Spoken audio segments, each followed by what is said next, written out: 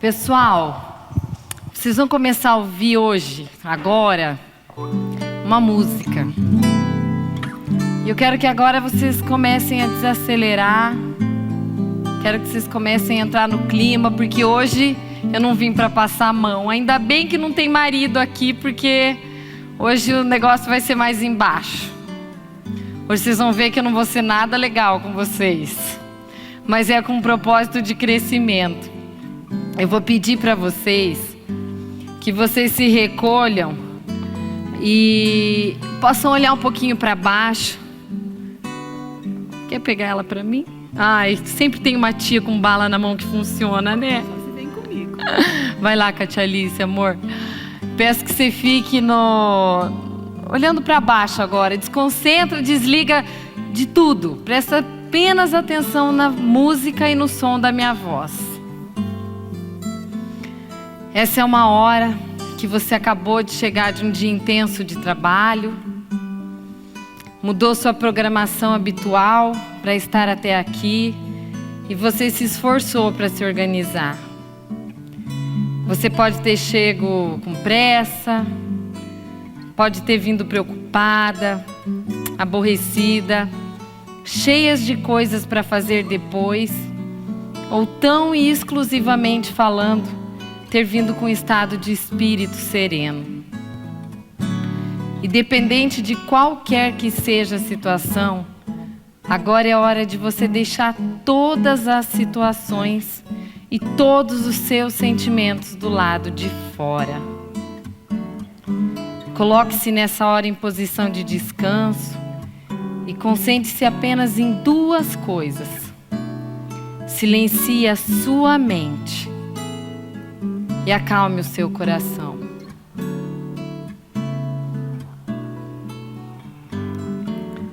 Hoje, nós falaremos de crítica no relacionamento afetivo. E é possível que algumas lembranças lhe venham à mente.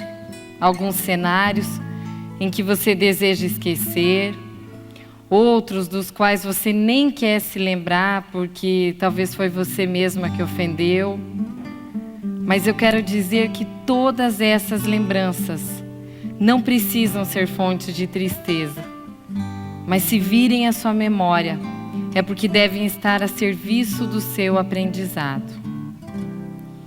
Para que você possa extrair o máximo que puder desse momento seu aqui, atente-se exclusivamente em você e no que Deus quer falar ao seu coração. Eu não estou aqui para te passar a mão, nem para adoçar os seus sentimentos de injustiça.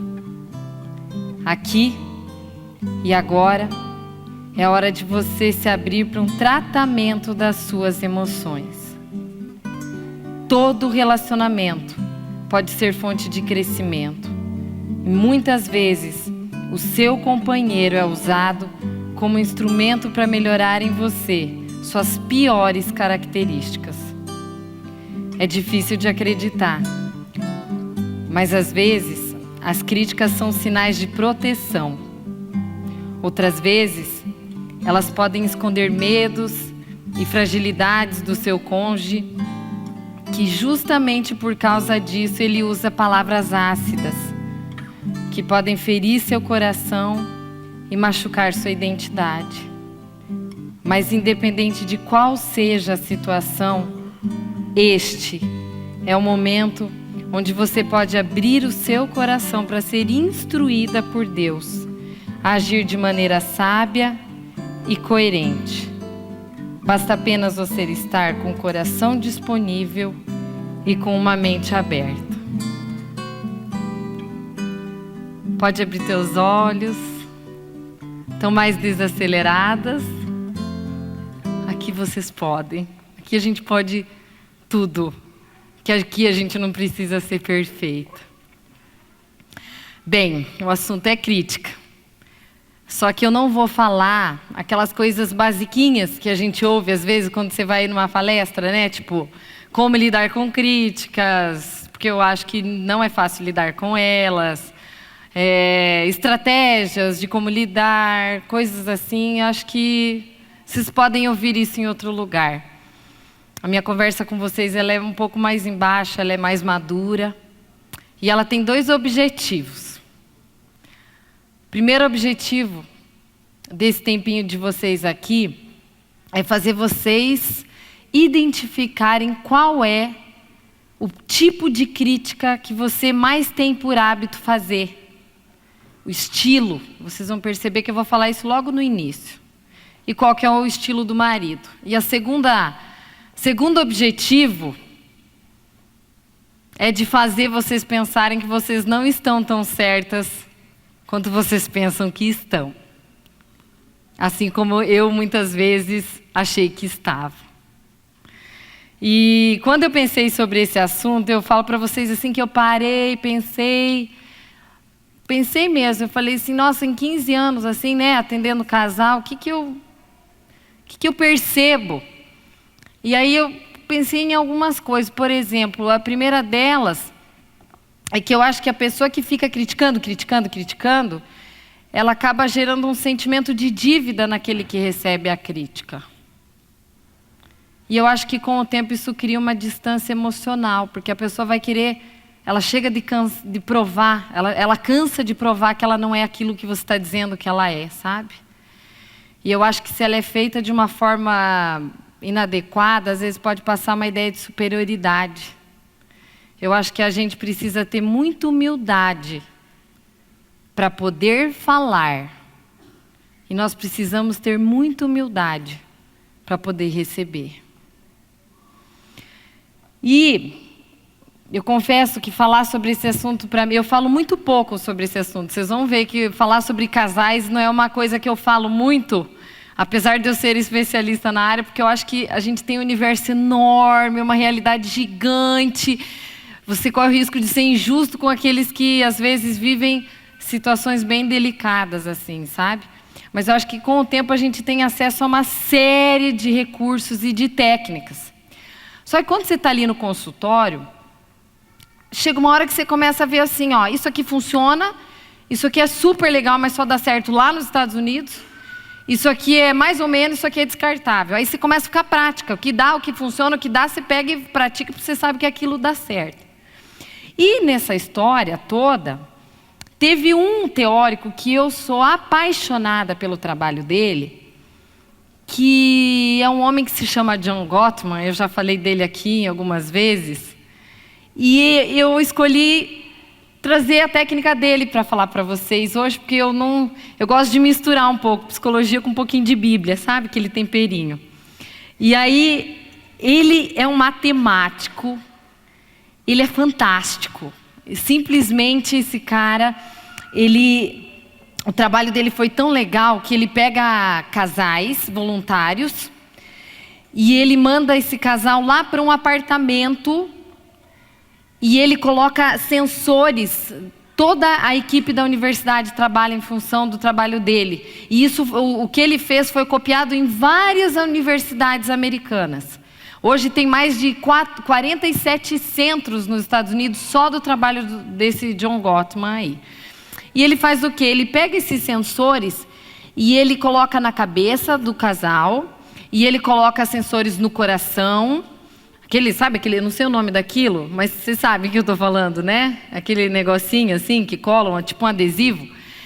E ele pede para que o casal discuta por 15 minutos sobre o tema que eles quiserem falar, de algum conflito que eles voltam a ter que repetir de vez em quando.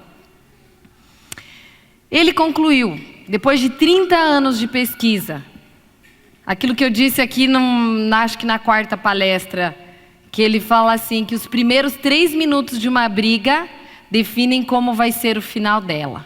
Se você começa uma briga com um tom agressivo, áspero, é provável que o final dessa briga vai gerar uma não resolução de conflito.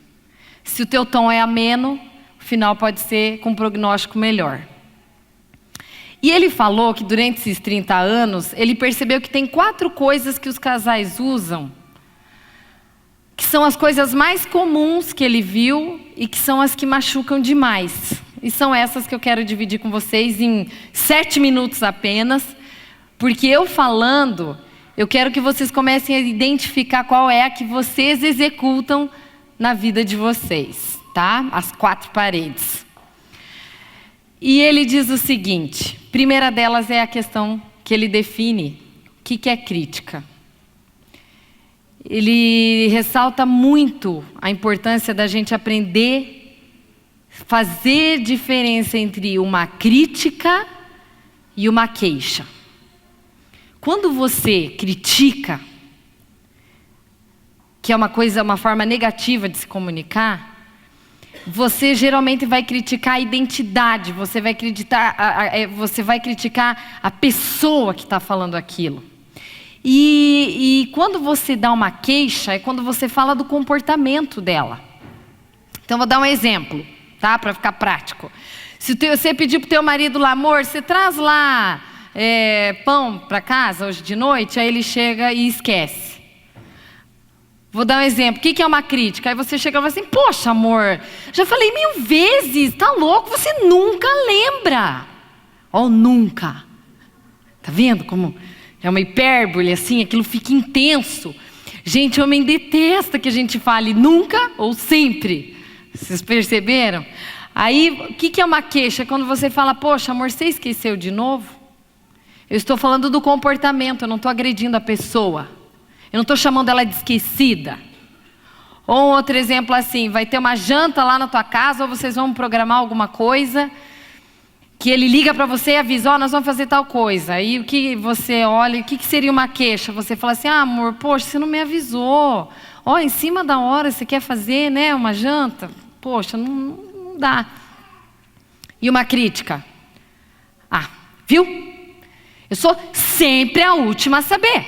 Viu? Eu não sou prioridade, porque se eu fosse prioridade, você já teria me avisado.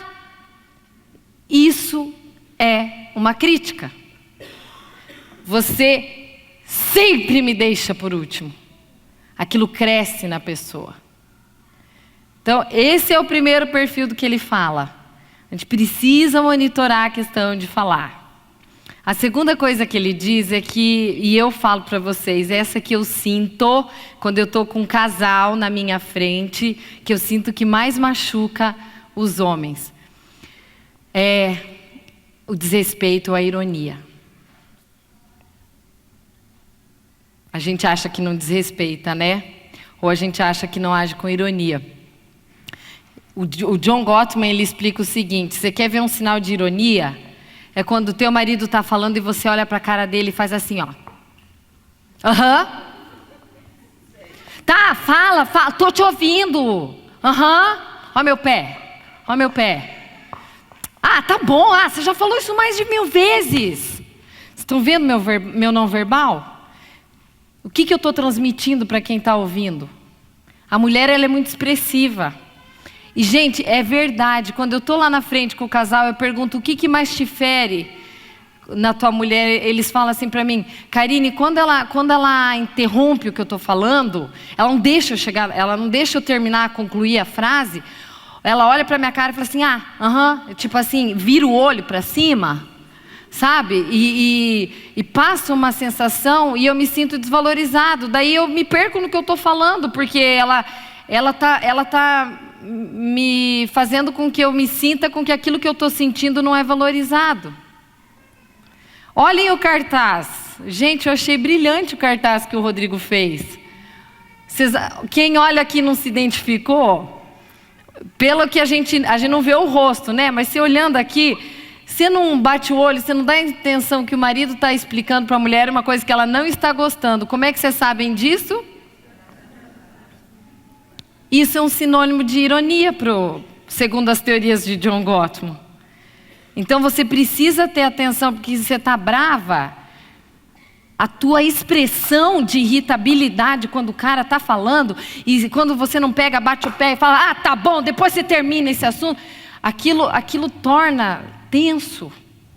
E o próprio Gottman falou assim, depois de 30 anos de pesquisa, eu concluo que os casais que usam isso com muita frequência na hora de uma briga, eles têm mais propensão a ter gripe e resfriado.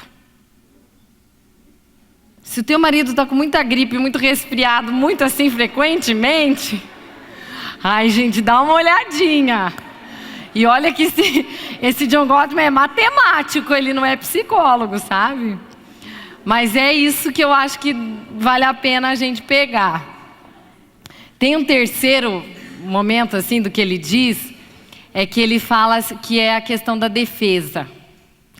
Nós somos programadas e programados para que nós nos defendemos quando nos sentimos criticados ou atacados. E aí, esse terceiro momento, essa defesa, é quando o casal já entra no estágio assim, ó. Ele fala, ela rebate. Aí ele fala, ela rebate de novo. Aí ele vai lá e pega e fala alguma coisa que ofende, ela vai lá e retrocede, porque aquilo machucou ela. Isso é defesa.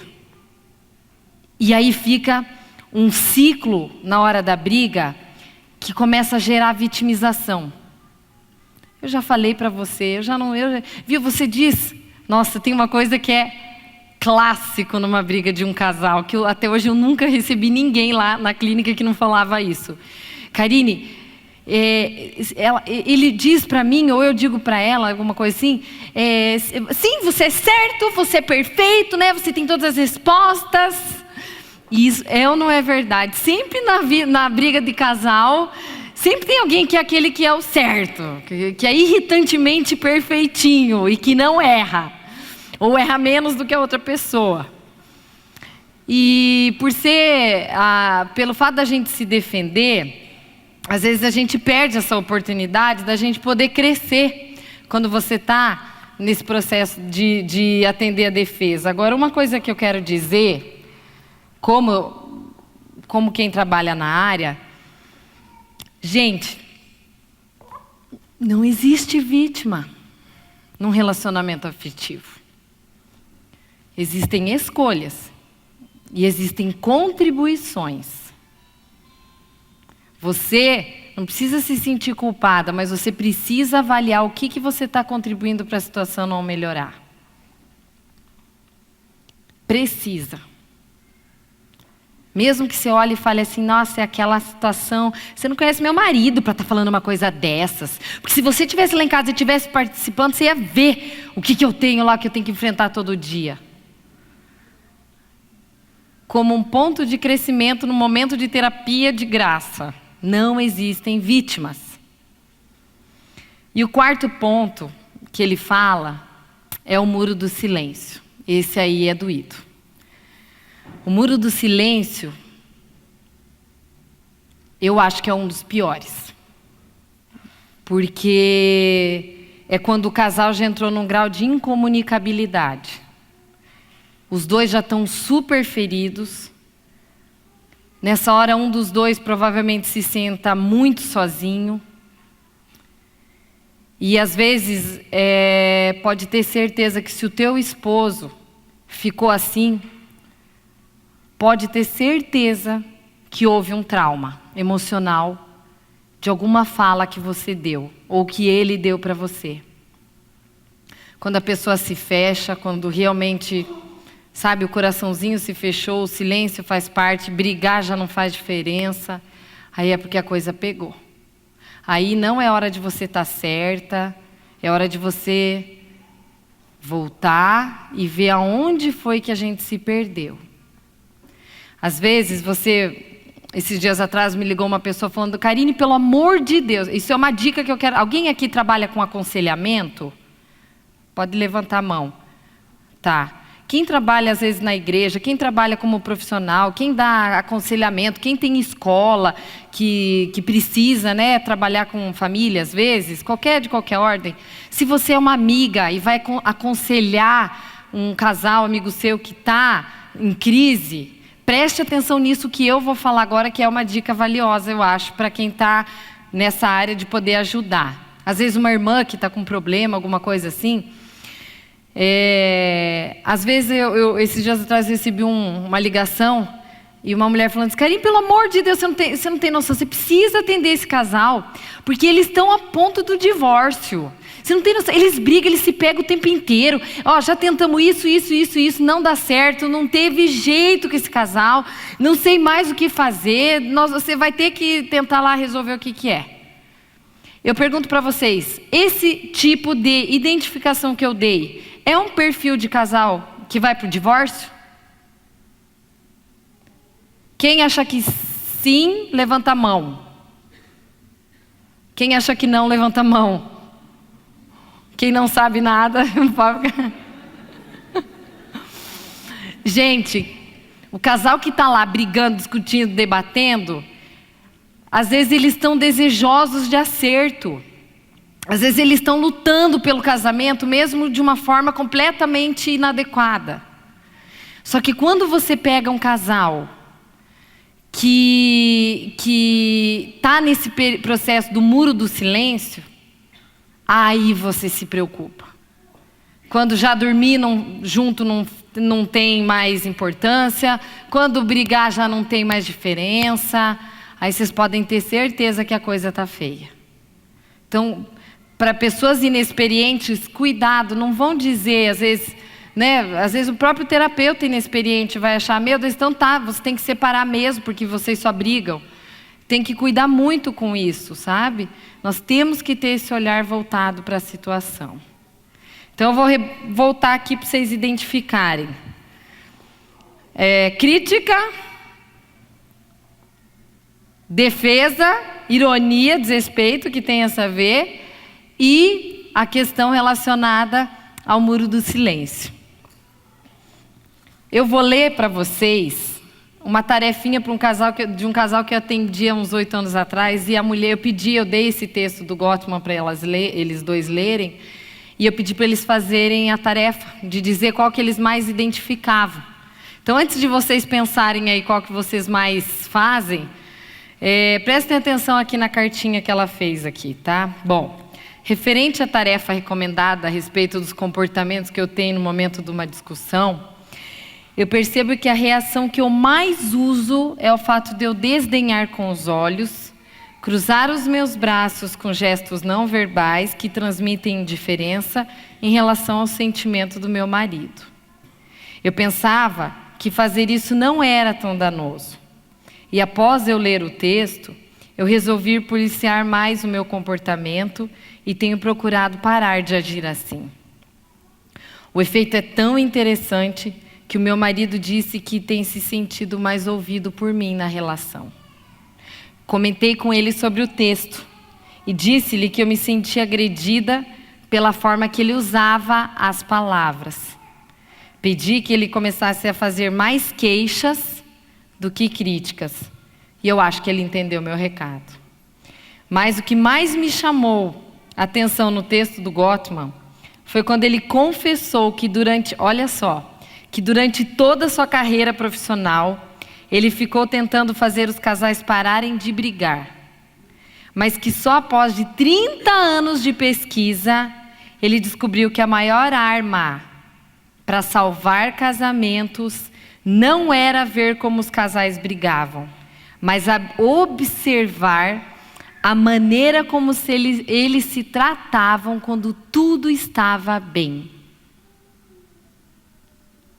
Achei isso bárbaro, pois isso confirma que mais do que focar nos problemas do casal, é preciso fortalecer aquilo que já está indo bem na minha relação. Qual é o tipo de características que vocês mais usam? Pensem aí.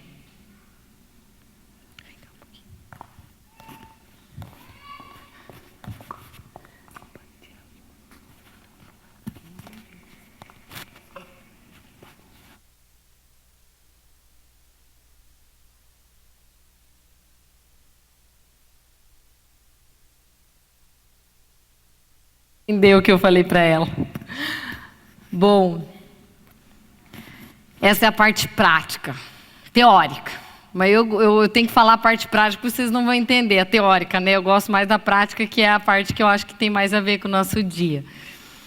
Tem um teórico da psicologia que eu amo, que ele fala assim, ele fala específico para terapeutas, ele diz assim, ó, você não pode levar ninguém a um lugar que você nunca foi.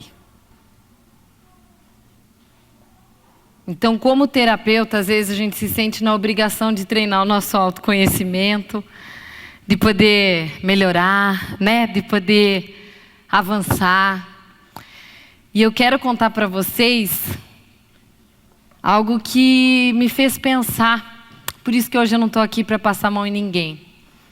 Mas quando eu estava com a minha primeira filhinha em casa, que ela era bebezinha, que daí eu não ia trabalhar, eu tirava proveito dos momentos que ela estava dormindo, eu tirava proveito, foi onde eu descobri a Bíblia, porque eu até lá não tinha nem noção de que falava lá dentro.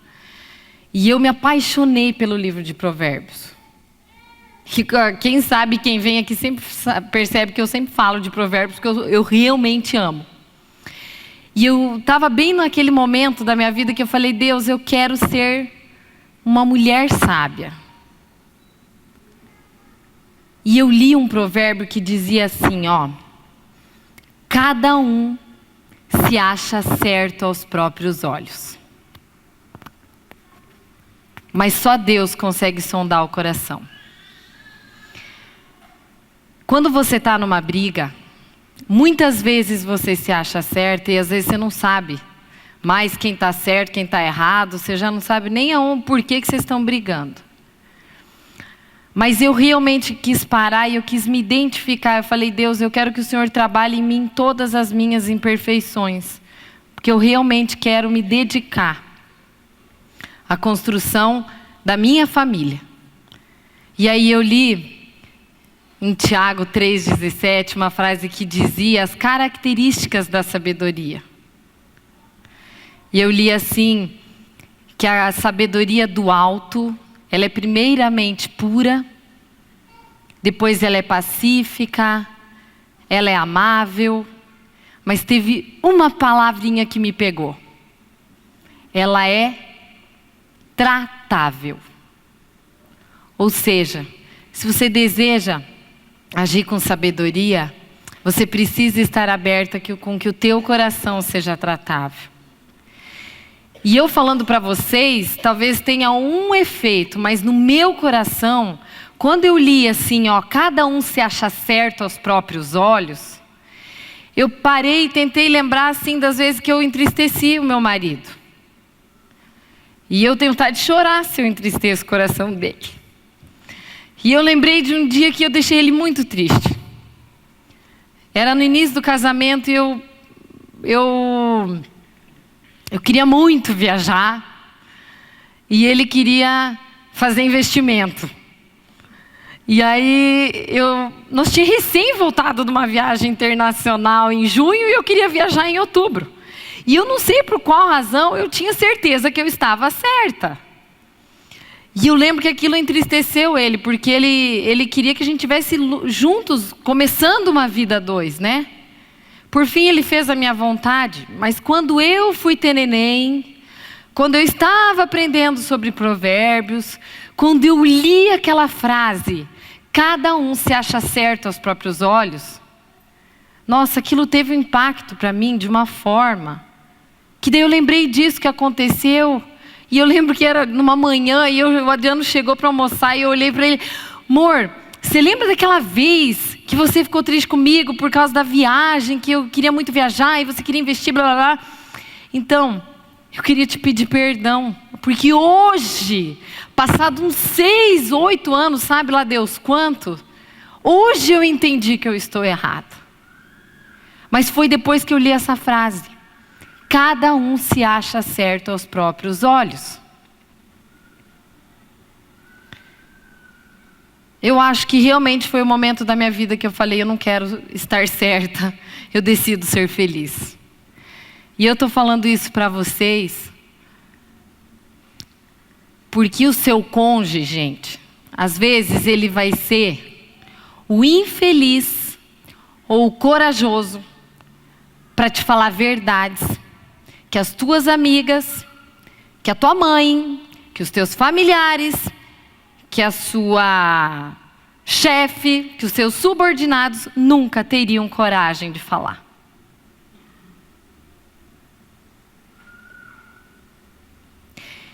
Eu falo para vocês assim, Até eu vou dar exemplo, que daí vocês vão entender o que eu quero dizer. Às vezes vocês vão pegar lá um exemplo do homem lá que reclama com uma mulher lá, que ela é tão mal-humorada, que ela vive séria, que ela é sem vida. E aconteceu, agora eu lembrei, eu estou falando para vocês, me veio na cabeça. Tinha um exemplo de uma mulher bem com esse perfil. Vivia nervosa, ela agitava o ambiente assim, sabe? Sempre irritada, ela sempre falava mal de tudo, de toda a situação. E aí eu lembro que eu tive numa festa e eu ouvi alguém falar dela. E aí aquilo me falou, gente, vocês perceberam a fulana de tal? Porque ela sempre está reclamando, ela sempre é nervosa, ela é mal-humorada. E eu sabia o que estava acontecendo na vida pessoal dela. E eu falei, você veja, né? O marido está lá reclamando, mas na verdade todo mundo pensa isso da mulher, mas ela acha que o problema é o marido que está falando isso. E por isso ela entende que está numa crise conjugal. Aí às vezes vem aquela mulher que é falante, cansativa. Sabe, aquela pessoa espaçosa. Aí o marido fala para a mulher, fulana, seja mais discreta. Olha, quando você está no ambiente, tenta procurar entrar de uma forma sutil. Não vai entrar assim, né, com aquela bolsa mostrando, com aquela coisa pesada. Aí o marido falou para ela, mas todo mundo sente, percebe que aquela mulher, ela é espaçosa, ela não deixa os outros falarem numa conversa. Se torna cansativo. E quem que é a culpa? Do marido. Por quê? Porque é o marido que não para de encher o saco. Coisas às vezes que as pessoas não vão te falar. E gente, eu falo isso para vocês porque eu tenho convicção que isso que eu estou falando agora, ela é uma revelação de Deus. Porque eu nunca li isso num livro, eu nunca ouvi alguém falar sobre isso, do que eu estou falando agora com vocês. E eu tenho certeza que muitos casamentos ou muitas brigas colocam como culpa o casamento que está em crise, sem perceber que às vezes não é o casamento, às vezes você tem que enxergar que você precisa melhorar. E a única pessoa que tem interesse em ver você crescendo vai ser o teu marido. Às vezes, gente, a nossa verdade não invalida a verdade do outro. Ontem eu estava almoçando e aí eu contando para o Adriano, ai amor, você sabe que o Sebrae fez um negócio lá, uma consultoria de coaching e eles deram um ioiô para a pessoa ficar lá brincando 10 minutos. E aí ele falou, sério, que legal. Eu acho que ia pegar o ioiô, eu ia fazer umas manobras, eu ia fazer um triângulo, assim. Nossa, em um segundo ele encheu de estratégia para aquele ioiô. Aí eu falei assim, sério? Eu acho que eu ia ficar brincando. Eu ia ficar brincando. Eu não ia fazer nada com o ioiô, eu ia brincar com o ioiô. Quem está certo? A verdade de um não invalida a verdade do outro. Se você perguntar para um administrador, ele com certeza vai falar que o Adriano está certo. Porque é estratégia, é meta, objetivos. Tá. Se você perguntar para uma criança, a criança vai falar que eu estou certa. Então quando eu digo assim que a verdade tua não invalida a verdade do outro, isso é uma realidade, só que eu também concluo que nós poderíamos ser muito melhores se nós não quiséssemos ser tão bons. Essa é uma frase do Freud. E eu não gosto muito dele, mas eu confesso a vocês que essa frase ele arrebentou. Às vezes, eu acho assim, eu acho que assumir falhas ou erros, às vezes dá conotação de fraqueza, ou de fragilidade, sabe? Ou de fracasso. Só que assim, gente, negar as nossas falhas são a mesma coisa que negar quem nós somos. Porque nós somos pessoas maravilhosas, só que nós somos imperfeitas. Concorde comigo?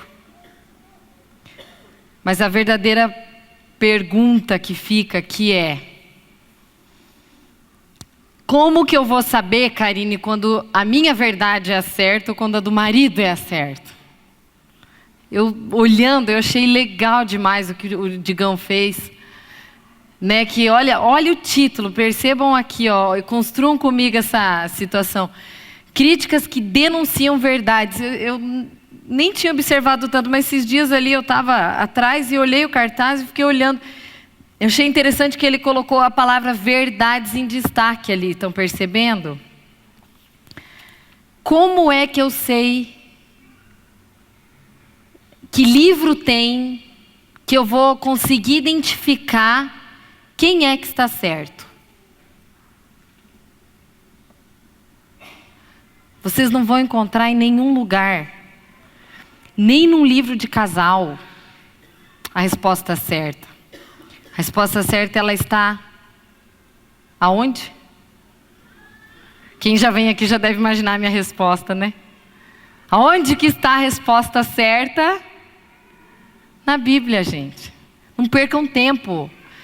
Pilha de livro lendo, tá? Faça isso no dia que você tiver de folga. Quer saber da verdade? Pega lá. Quem tem a palavra da verdade?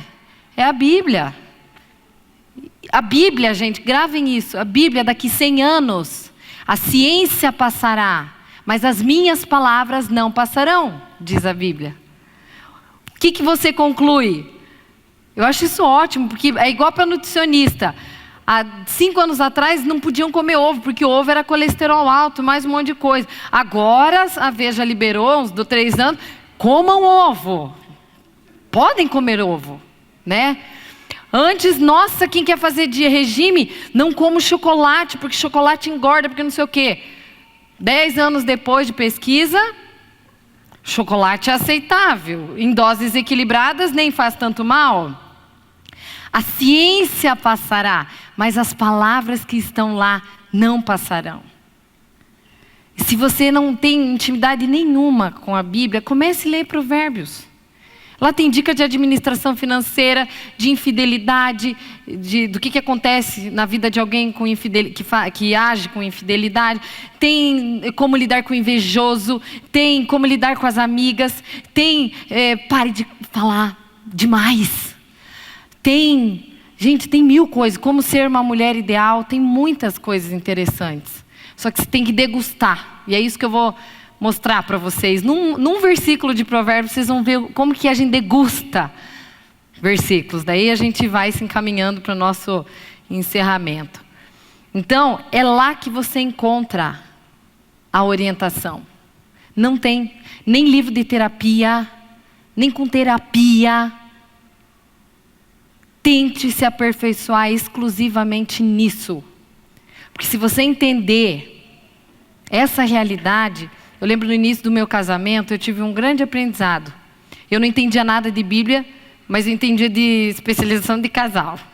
E o Adriano entendia de Bíblia. E aí eu lembro que às vezes se dava uma discordância de ideia. Eu lembro que ele falava, não, tudo bem, vamos pensar e tal. Mas daí eu percebi que ele se recolhia. E ele ia para o quarto. Aí eu, então tá, né, beleza. Daí ele fez isso umas vezes assim, ia para o quarto. Aí um dia eu pensei, eu vou pegar para saber o que ele está fazendo lá no quarto. Aí eu falei, será que ele está chorando? Será que ele está assistindo televisão? Não sei. Aí eu fui bem pé por pé. Para ele não me sentir, senão ia perder a situação. Falei, vou abrir a porta bem rápido.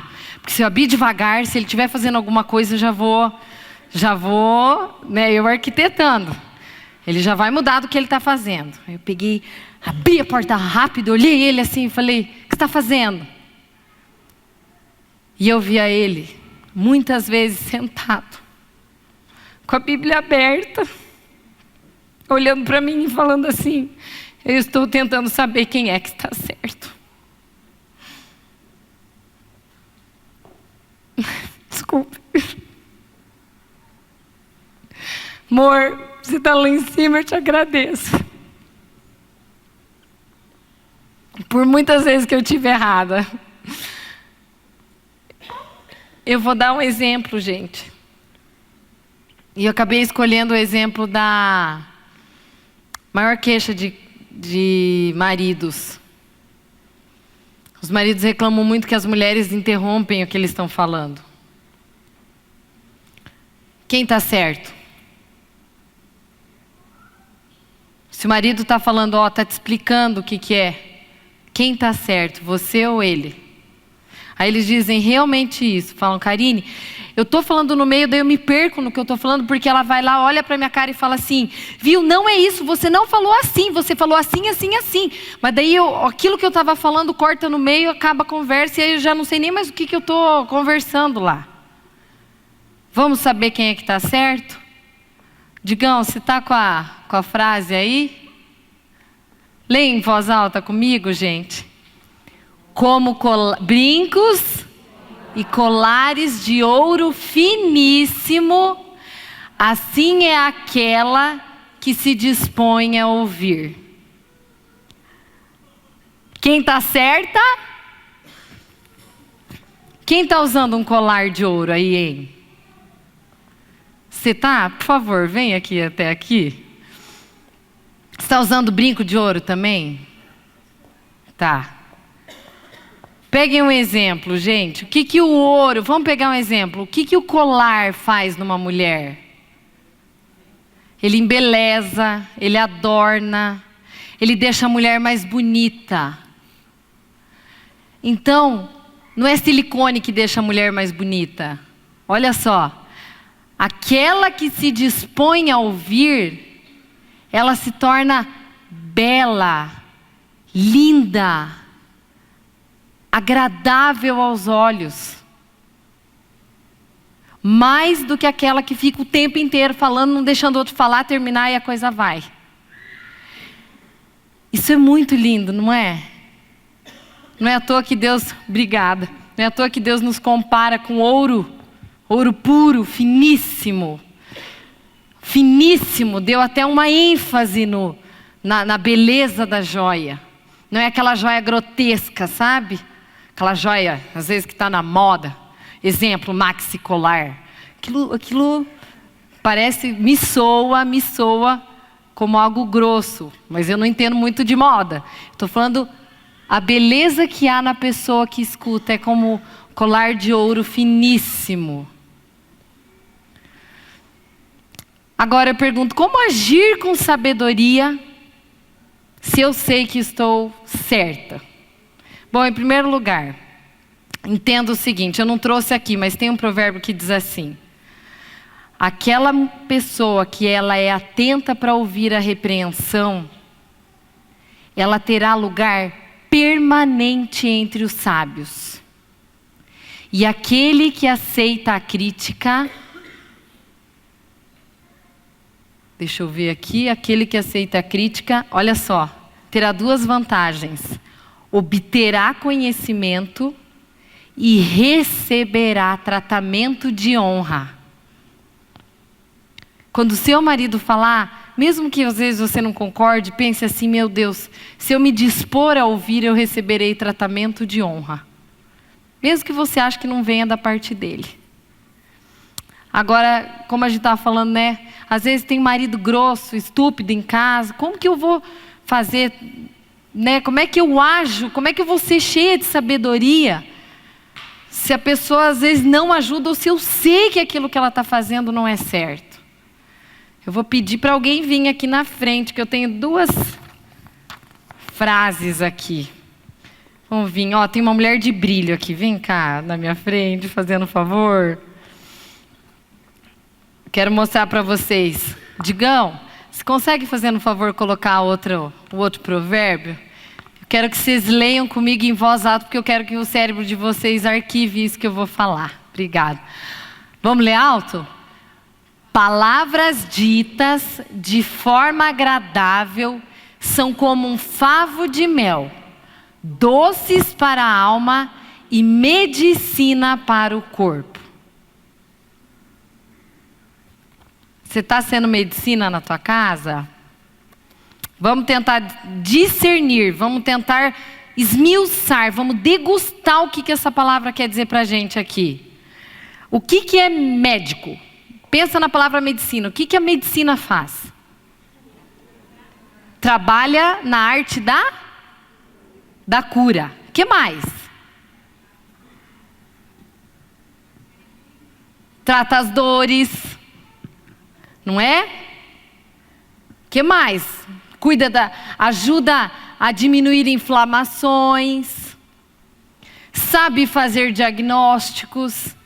Vocês entendem? Quando eu estudo assim, ó. Quando eu vou lá ler Provérbios, eu vejo medicina, doces para a alma e medicina para o corpo. Eu vou lá no Google e procuro palavra medicina. Aí eu extraio tudo que eu posso extrair de medicina para eu entender a profundidade do que ele quer me ensinar aqui. Sabe? Ou seja, as tuas palavras têm que ser palavras da arte da cura. Tratar a inflamação. Se você está percebendo um diagnóstico de que alguma coisa no seu casamento não está legal, é hora de trabalhar com palavras medicinais. E como é que eu vou fazer isso? Aí eu quis mostrar aqui através de duas realidades. Você consegue fazer teu braço assim, retinho aqui? Imagine que tem duas estradas, tá? Imagine que as tuas palavras elas vão te conduzir ou a essa rota ou aquela.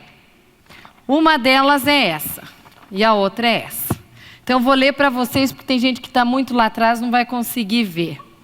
Olha o que é uma pessoa que saiba que não é medicina dentro de uma casa. Ela vai ter esse perfil, ela vai para essa estradinha aqui. É de um psicólogo americano que eu gosto muito, Dr. Mike Wells. Ele diz assim, ó: quanto mais você convence o seu cônjuge que ele é ruim, mais você cria nele exatamente o que você não quer. Querem que eu repita? Quanto mais você convence o seu cônjuge que ele é ruim, mais você cria nele exatamente aquilo que você não quer. Essa é uma estrada que a tua vida vai ter se você não souber usar bem as palavras, ou não for agradável na forma de falar, ou entender que você pode usar palavras medicinais. Então você, mulher, por favor, não compare o teu marido com os amigos dele. Está entrando no coração de vocês essa palavra? A coisa pode sair aqui, ó. Assim, tenha domínio da tua língua. Controle-se. Às vezes você vai chegar e falar assim, você viu lá o fulano? Nossa, ele trata a fulana tão bem, né? Sabe o que ele deu de aniversário para ela? Um carro. Gente, quanto mais você convence que ele é ruim, mais você cria nele o que você não quer. Você não é um bom pai. Você não é um bom pai. O teu marido, ele vai ser pai segundo o teu olhar. Porque ele nunca foi pai na vida. E aí você cria nele o que você não quer. Outra coisa, mulher. Não diga nunca para o teu marido que ele não é homem. Numa hora de briga ou de nervosismo teu. Você não sabe o quanto isso machuca e fere a identidade de uma pessoa que ouve isso aí. Isso é agressivo para o seu marido. Do contrário, você vai para outro lugar. Olha só, se você souber usar as palavras, olha que linda essa frase. Que é, quem recebeu o convite, eu escrevi nela lá, né? A melhor maneira de despertar virtude em alguém é atribuir-lhe esta virtude. Não vou explicar porque eu acho que essa frase altamente, né, se auto-explica. A melhor maneira de despertar virtude em alguém é atribuir-lhe essa virtude. Obrigada. Então, para você ter um coração tratável, para você realmente avaliar de você não estar sendo certo aos próprios olhos, esteja procurando fazer esse tipo de reflexão, porque eu acho que isso concede graça no teu caminhar e leveza à sua vida. Para a gente estar encerrando, eu quero apresentar para vocês algumas personalidades aqui, porque essas se referem às pessoas e às mulheres que muitas vezes estão aqui e que estão realmente machucadas. Quando ele falar para você, xingar você, não acredite, porque não é assim como Deus te olha, sabe? Eu quero mostrar para vocês que essa é a linda. Essa é a linda. Ela é provavelmente quem está ferido aqui vai se encaixar com um desses três aqui. A linda, ela é uma mulher que ela foi feita para as alturas. Ela é alegre, ela é feliz. Ela muda os ambientes que ela anda. Ela está sempre bem. E ela foi muito bem criada pelo pai dela. Eu vi. Só que ela se entregou para um homem que não autoriza com que ela voe. Então, todas as vezes que ela vai para voar, ele está lá, puxando. E ela vai de novo, ele está lá, está puxando. Isso aqui machuca. Isso aqui fere. E às vezes você se sente sozinha. Por ter que viver tipos de situações que às vezes fazem você se questionar. Essa daqui é a Janete. Janete, a esquecida. Ela é esquecida, gente. Vocês não têm noção, mas o marido trabalha até altas horas, ele só se foca em trabalho. Ela reclama com ele, pedindo para que ele chegue mais cedo, mas ele olha para a cara dela com cara de indiferença e fala que a reclamação dela é pura frescura. E para piorar ainda a situação, o marido, coloca a família dele em primeiro lugar, antes dela. Só que o que me chama a atenção na Janete é que ela, por mais que ela é esquecida e porque ele não rega as emoções dela, ela sempre se regenera. Só que a coitada morreu, ó. Mas até 2 semanas atrás ela estava bem bonitinha. E eu achei tão lindo que eu via nela. Ela estava mortinha de um lado, mas tinha umas folhinhas que ela estava tentando viver, tentando trazer vida. Essa é uma mulher doce, mas que também se questiona se é que vale a pena continuar numa vida que às vezes está tão sem significado para ela. E essa daqui é a Abigail. Nem parece, né? Mas essa ovelhinha aqui, gente, é o estilinho dela. Ela é uma mulher inteligente, sensata, bonita. O problema foi que ela casou com um homem grosso. O nome dele era Nabal. Grosso, insensato, teimoso. O cara não tratava mal os funcionários. E uma coisa que me chamava muita atenção em Abigail é que ela assumia a culpa, mas ela nunca denegria a imagem do marido perante ninguém. Se essa mulher fosse qualquer mulher, ela não teria conhecido e nem recebido um lugar de honra na Bíblia, porque ela consta na Bíblia, essa mulher. Rodrigo, se tem um som aí, porque nós estamos no final, aí eu acho que convém uma musiquinha. Obrigada. Às vezes você vai ser essa mulher. Vai ter momentos na tua vida, se não está tendo agora, que você às vezes pode se encontrar naqueles momentos da tua vida, naquele dia sozinha, que às vezes você está assim, tão indefesa, sem ninguém para recorrer. Às vezes você está se sentindo ferida, traída, desprezada, sem importância. E às vezes A tristeza te derruba de uma forma que você chega a pensar: eu não sou nada, não sou ninguém, não vou conseguir.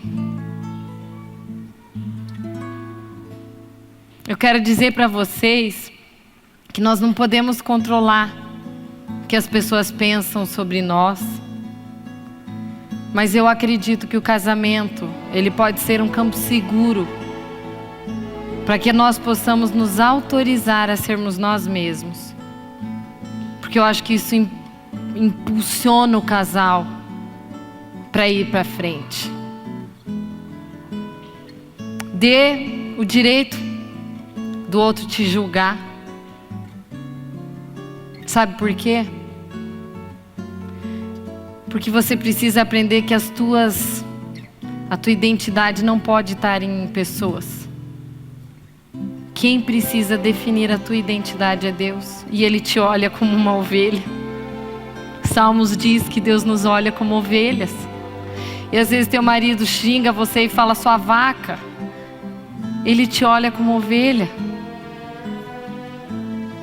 Deus te olha como uma ovelhinha, às vezes indefesa, machucada. E eu quero dizer que para as tuas emoções serem tratadas, é preciso você aprender a ser livre. Você precisa aprender a ser livre, tanto das críticas quanto dos elogios.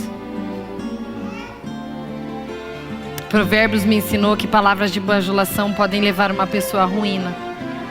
Não espere que o seu marido te bajule o tempo inteiro, porque isso pode ser destrutivo para você.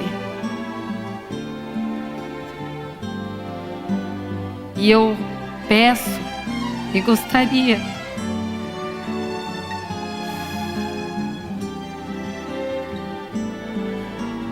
que, assim como um dia eu pedi: Deus, eu desejo ser sábia, apesar das minhas imperfeições, que vocês possam sair daqui convictas de que vocês não estão certas. Vocês não estão certas. E só de eu falar isso para vocês, eu estou sentindo um quente dentro do meu corpo. E eu tenho certeza que é o Espírito de Deus falando aqui. Porque eu pedi antes de chegar, que eu queria que o Espírito de Deus tivesse liberdade nessa noite. Porque às vezes eu me contenho aqui na frente, porque eu sei que tem muita gente que não conhece a palavra. Mas eu pedi: Senhor, atue com liberdade. Você não está certa, mulher.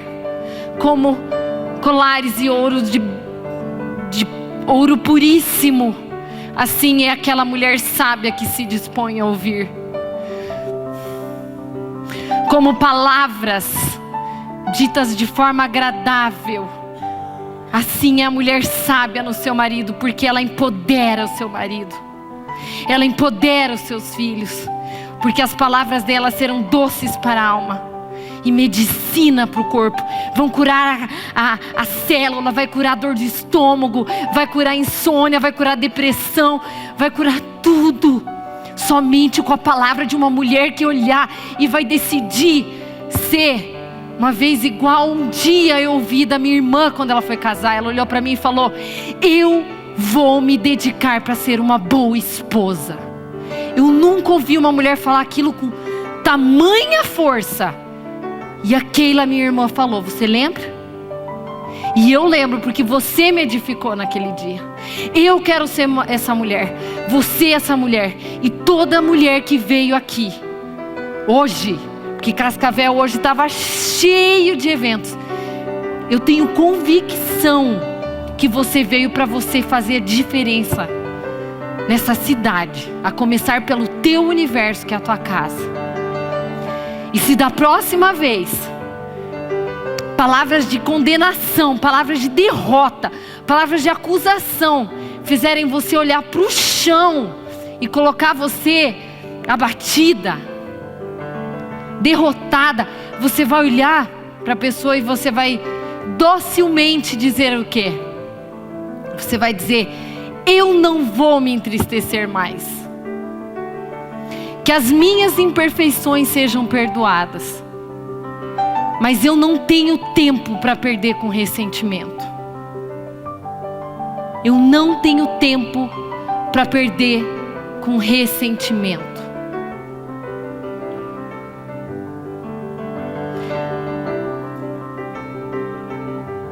Hoje será uma noite que cegas vão começar a abrir os olhos. E hoje será marcado uma noite de que surdas começarão a ouvir. E toda a cera do teu ouvido será retirado. E toda reclamação contínua do teu marido será ouvida por você de uma forma definitiva. E se você estiver com dúvida ou achando que você está errada, procure na fonte certa. É assim que eu encerro essa noite.